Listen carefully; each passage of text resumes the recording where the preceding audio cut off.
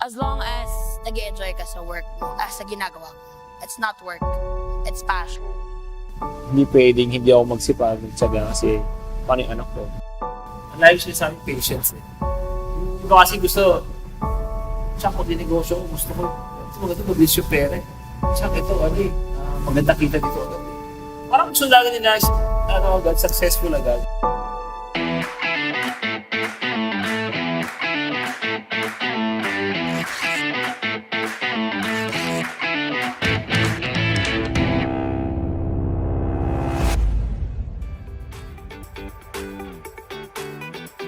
Good morning, good afternoon, and good evening to all our viewers from all over the world. We are here again for another episode of Ibulgar Mo. What is up mga kabulgar? We are up for another exciting episode because we are about to hear another inspiring story from our guests today. Mga kabulgar, please welcome the owners of the leading automotive vehicle styling and graphic design, Decal Republic, Chuck and his sister Arnelli. Hi guys. Nelly, thank you for being here tonight. Paano nag-start ang Decal Republic? Like, balik tayo nung bata. I mean, I don't know where to pick it up eh. Actually, mahaba yung story, pero siguro try ko simple ha. Nagsimula talaga kami from, talagang, hindi naman sa yung sa term, pero parang in a way squatter, parang gano'n. Nung bata kami, pag namamasyal kami, punta kami circle. Nasa carpet pa nga kami, parang gano'n, tinutulong kami. But eventually, yung mother ko, from an employee, nag-try siya magawa ng business. Nagsimula talaga kami nung umpisa pa lang stickers na. Dating usong sticker yung mga service, mga not for hire. Sa mga jeep, tricycle, mga ganon. Mga ruta. Yun. And then eventually, naisip niya na parang okay siya ilako. Kasi nung time na yun, mga Caracesas, wala pa mga stickers. Right. So pumunta siya sa Banawe, ma'am, tapos may dala siyang bag, alak nila doon. And then from there, supply sila naman. Sa QC, pumunta sila probinsya. Nagkaroon kami ng jeep, tayo sa mga probinsya, nagsusupply ng sticker. Then eventually, nagsupply na kami sa mga mall. Oh. Doon lumaki yung business. And then, yun, from there, doon kami napag-aral. So bata pa lang talaga kayo business-minded na? Oo, doon kami lumaki. Lumaki ako, nakikita ko yung nanay ko, imbis na matulog sa gabi, nagugupit pa yun ng sticker. So siguro yun din yung tumatak sa amin, kaya naging negosyante rin siguro kami paglaki. And then, eventually, nung matanda na kami, mga high school na kami ni ate, actually by that time, 2007, ganyan. nung time na yun, humina naman na yung ganong stickers. Kasi Yeah, yung stickers. yun napansin ko nagtataka ako nung bata kami, ang ganda ng negosyo namin, and then eventually, parang humihina. Doon na-realize namin na eventually pala, nag-iiba yung yung uso.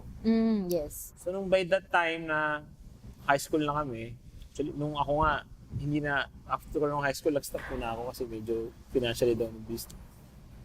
Si ate, marami na siya nakilala. Kasi yung shop namin pang kotse, so marami kami nakikilala mga customer. So si ate, matami siya nami-meet ng mga hilig sa kotse. Chika-chika, ganyan. Chika-chika, sa tropa niya na, nakakasama niya minsan sa tumble ng kotse. And then eventually,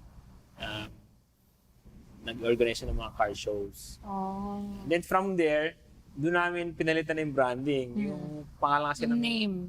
yung name namin, Art Dinel, kasi Arturo Nelia. Nanay ko. Right. Gusto yan dati eh. basta mga din dalawang pangalan.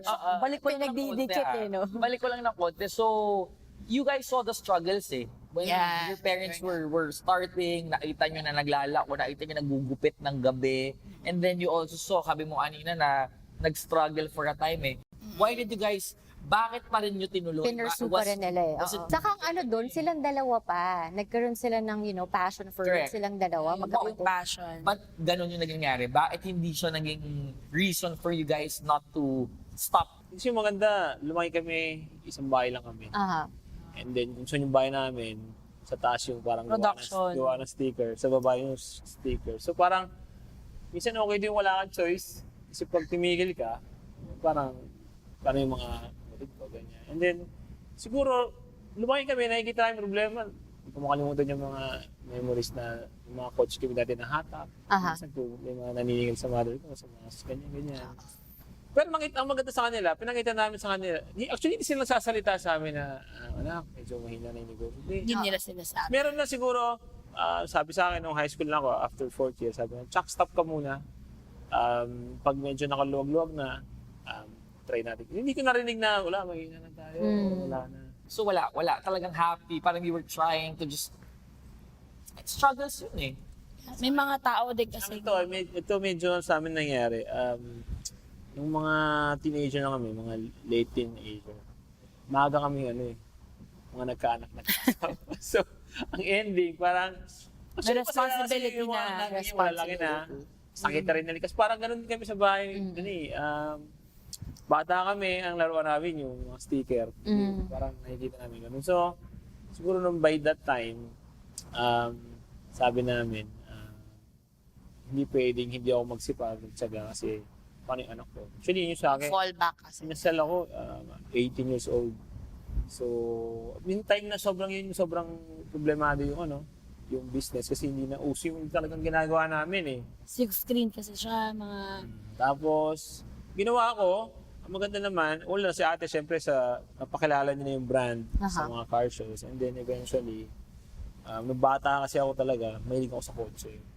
Sa mga games, natutuwa ako sa mga PlayStation. And then, mahilig din ako mag-drawing mga anime. So parang napagsama ko siya, tapos syempre may negosyo kami. So meron akong parang way para mailabas yung creativity ko. Yes. Tapos yun, na-enjoy ko siguro. Yung tanong mo kasi kanina, bakit you kept going kahit parang ang hirap. Correct. Siguro for me, yung reason na hindi yung may mga nakaasa na yung asawa ko, anak ko, sa atin din, yung mga anak ko. Yung responsibility minsan, okay din. And at the same time, doon sa family kasi namin, never ako nakakita na parang nakita ko nanay ko na umiiyak, tapos sasabihin niya, siguro, sa sarili niya lang, pero never niya pinakita sa amin na parang susuko na siya. Siguro yun din ang maganda. Yung support system and the people around them showed them kasi, di ba, na parang enjoy what you are doing. And then, ang maganda kasi doon, not unlike with others na pagka nagkaanak, na panghinaan, kayo, you made that as the reason to keep on going, which is nice. Kasi di ba, yun nga parang may nasabi nga ako, di ba, may napanood ako na parang yung grapes, di ba? Pagka yung grapes, iniwan mo dyan, nabubulok. Pero yung grapes, try to crush it and turn it into wine. Ang mas matagal, mas mahal. So parang siguro, the more kayo na crush, Exactly. ngayon, di ba, ang mahal, hindi naman mahal, pero di ba, premium na yung brand from the time that you guys were nilalako mo, di ba? There was a time na nagka-car show ako. It's hard. Nung time na yun, kailangan mag-monetary ka para maging sponsor ka.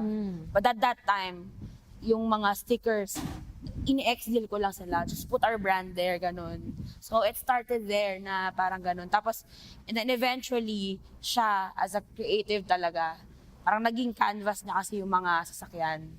So, doon umuso yung mga etasya pa, yung mga... So, ano yung ano yung situation or yung point na you felt na, okay, sikat na tayo, or malaki na tayo. Hindi man sikat, like, established na sa Decal Republic. Ano yung, if there's one memory that you guys can identify, na, so, okay na tayo. Actually, hindi na maganda dyan. Napansin ko, there was a time kasi na sobrang, sa tagal namin, yung mga dating gumagawa, wala na. Then, Kayo na lang talaga yung sila naisip. Tapos kami active pa din. Parang, may bang sinasabi, actually, hanggang ngayon, hindi ko bang kasawa sa mga car show. Parang mga... So as of now, ilang branches na meron kayo? As of now, ma'am, nakapag-open na kami ng 23 na branches. 23 branches. Pero ano mas madami, nung pre-pandemic or after the pandemic?